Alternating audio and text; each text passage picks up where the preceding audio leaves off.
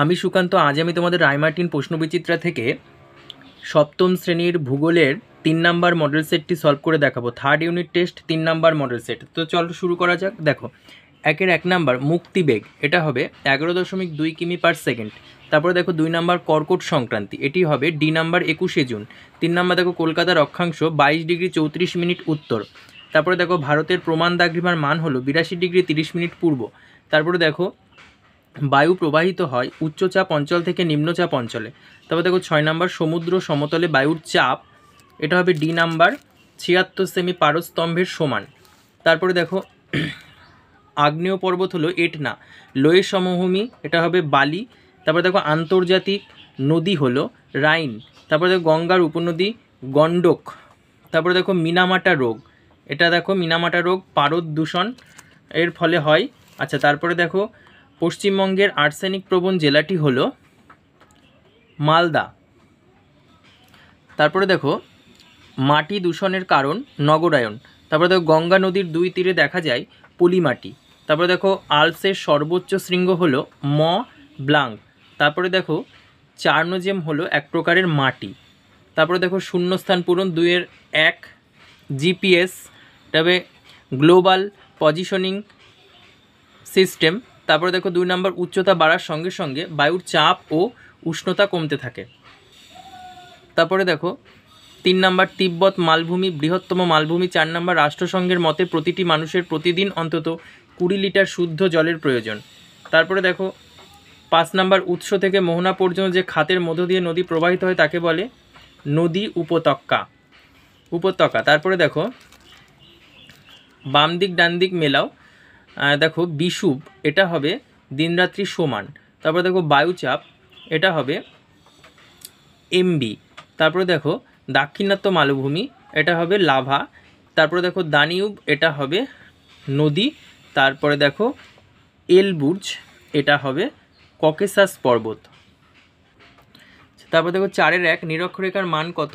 0 degree. 2 নম্বর দেখো কক্ষপথ কি? এটা 21 পেজে পেয়ে যাবে। দেখো 21 পেজের 1 নাম্বার কোশ্চেন, এখানে পেয়ে যাবে কক্ষপথ বলে, দেখো এটা পড়বে ভূমিকাটা। তারপর দেখো 3 নাম্বার গঙ্গা নদীর উৎস লেখো। দেখো 140 পেজের 11 নাম্বার কোশ্চেন, উৎস দেখো গঙ্গা নদীর উৎস হচ্ছে গঙ্গোত্রী হিমাবহের গোমুখ তুষার গুহা থেকে উৎপন্ন হয়েছে গঙ্গা নদী। তারপরে দেখো 4 নাম্বার পশ্চিমবঙ্গের কোন জেলাটির অধিকাংশ ব্লক আর্সেনিক দ্বারা ক্ষতিগ্রস্ত? এটা হবে উত্তর 24 পরগনা। তারপর দেখো 5-1 পৃথিবীর অপসূর অবস্থান কি? দেখো পৃথিবীর অপসূর অবস্থান পেয়ে যাবে 21 পেজে 2 নাম্বার কোশ্চেন। পরের পেজে আসবে এই পর্যন্ত। দেখো না, এটা অনুসূর অবস্থান, এটা বলতে হবে না, ওই আগের প্যারাটা বললেই হবে। তারপরে দেখো 2 নাম্বার নদী কি কি কাজ করে? দেখো 123 পেজে 2 নাম্বার কোশ্চেন, একটি আদর্শ নদী কি কি কাজ করে? দেখো আদর্শ নদী দেখো ক্ষয় কাজ করে, তারপরে বহন কাজ করে, তারপরে দেখো সঞ্চয় কাজ করে। তারপরে দেখো 3 নাম্বার আর্সেনিক দূষণ বলতে কি বোঝো? 191 পেজে 7 নাম্বার কোশ্চেন, আর্সেনিক দূষণ। দেখো এদিকে পড়বে এইটুকু।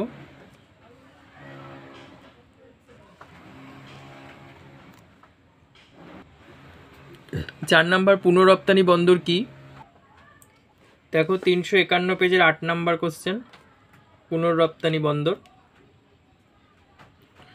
তারপরে দেখো 5 নাম্বার স্টেপ তৃণভূমি কি? 327 পেজের 2 নাম্বার। দেখো তারপরে এই পাশে দেখো অবস্থান বৈশিষ্ট্য দেওয়া আছে, জীবজন্তু, অর্থনৈতিক গুরুত্ব। 6-1 নাম্বার দেখো সমচাপ রেখার বৈশিষ্ট্যগুলি লেখো। 74 পেজের 5 নাম্বার। দেখো সমচাপ রেখার বৈশিষ্ট্যগুলো 1 2 3 4 5 6 7 7টা আছে। তারপরে দেখো স্তূপ পর্বত কিভাবে গঠিত হয়? দেখো স্তূপ পর্বত কিভাবে গঠিত হয় এখান থেকে পড়বে, স্তূপ পর্বত সৃষ্টির প্রক্রিয়া। তারপরে দেখো মাটি দূষণ প্রতিরোধের উপায় লেখো। দেখো 206 পেজের 3 নাম্বার কোশ্চেন, মাটি দূষণ কিভাবে নিয়ন্ত্রণ করা যায়। তারপরে দেখো 4 নাম্বার রুর শিল্পাঞ্চলের অবস্থান লেখো। দেখো রুর শিল্পাঞ্চলের অবস্থান, আয়তন এগুলো সবই দেওয়া আছে, এখান থেকে অবস্থান পড়বে, গড়ে ওঠার কারণও দেওয়া আছে। আবার এটাও বলতে পারো 3 নাম্বারটা 341-3 রুর শিল্পাঞ্চলের অবস্থান ও ক্ষেত্রমান লেখো, এটাই বলবে। তারপরে পোল্ডার ভূমি কি, 360 পেজ। দেখো পোল্ডার ভূমি কি, তারপরে দেখো 7-1 অক্ষরেখা ও দাগ্রিমা রেখার বৈশিষ্ট্যগুলি লেখো। দেখো অক্ষরেখার বৈশিষ্ট্য এগুলো পড়বে, এগুলো পড়বে অক্ষরেখার বৈশিষ্ট্য। এগুলো দেখো দ্রাঘিমা রেখার বৈশিষ্ট্য, এই যে অর্ধবৃত্তাকার, সর্বোচ্চ মান 180 ডিগ্রি, তবে দ্রাঘিমা রেখার পরিধি সর্বত্রই সমান। এখান থেকে বৈশিষ্ট্যগুলো পড়ে নেবে। তারপরে দেখো 2 নাম্বার মানুষের জীবনে নদীর প্রভাব লেখো। দেখো মানুষের জীবনে নদীর প্রভাব এখান থেকে পড়বে। তারপরে দেখো 3 নাম্বার চিত্রসহ পর্বত ও মালভূমির 3টি করে বৈশিষ্ট্য। দেখো পর্বতের বৈশিষ্ট্য দেখো এগুলো পড়বে, 1000 মিটারের বেশি উঁচু, অনেক শৃঙ্গ থাকে, বরফে ঢাকা থাকে, ঢাল খুব খাড়া হয়, আকৃতি অনেকটা শঙ্কুর মতো হয়, এগুলো বলবে। আর মালভূমির বৈশিষ্ট্য এগুলো পড়বে, 300 মিটার, মোটামুটি 300 মিটার উঁচু, মালভূমির শৃঙ্গ থাকে না, আচ্ছা উপরিভাগে বরফ দেখা যায় না, অনেকটা টেবিলের মতো হয় মালভূমি, এগুলো বলবে। এই চিত্রটা দেখো, এটা হচ্ছে ক্ষয়জাত বা অবশিষ্ট পর্বত, আর এটা দেখো পর্বত বেষ্টিত মালভূমির একটি উদাহরণ, এই চিত্র। তারপর দেখো 4 নাম্বার ইউরোপ মহাদেশের তুন্দ্রা জলবায়ু ও তুন্দ্রা উদ্ভিদ এবং ভূমধ্যসাগরীয় জলবায়ু, ভূমধ্যসাগরীয় উদ্ভিদ সম্পর্কে লেখো। দেখো তুন্দ্রা জলবায়ু, এটা পেয়ে যাবে 320 পেজের 4 নাম্বার কোশ্চেন। এদিকে দেখো বৃষ্টিপাত, তুষারপাত ও তুষার ঝড়। তারপরে দেখো 322-এ পেয়ে যাবে, 322-এর 5 নাম্বারে পেয়ে যাবে তুন্দ্রা উদ্ভিদ অঞ্চল। দেখো এখানটায় অবস্থান, জলবায়ুর প্রকৃতি, স্বাভাবিক উদ্ভিদ সমূহ দেওয়া আছে, তৃণজাতীয় মশ এদিকে লেখা আছে। তারপরে বৈশিষ্ট্য,